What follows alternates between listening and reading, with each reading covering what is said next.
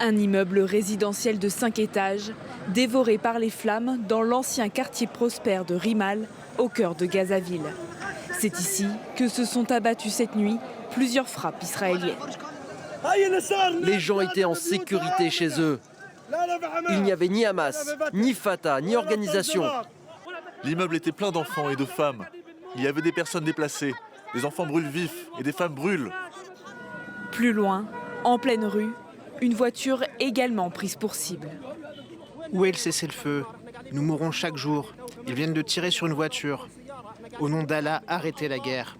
Elle n'est pas encore terminée. Des dizaines de blessés, évacués et transportés à l'hôpital. Plusieurs morts, dont au moins un enfant, alors qu'un très fragile cessez-le-feu reste en vigueur depuis octobre dernier. Il y a de nombreux disparus, victimes et blessés.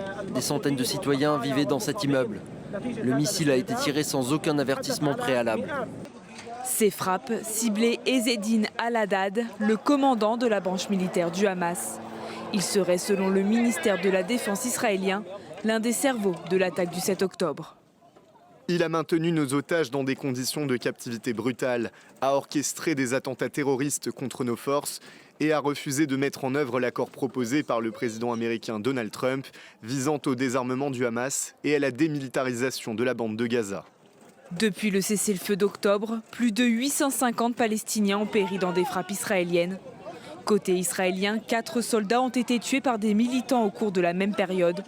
Le Hamas, lui, ne communique pas sur le nombre de ses pertes parmi ses combattants.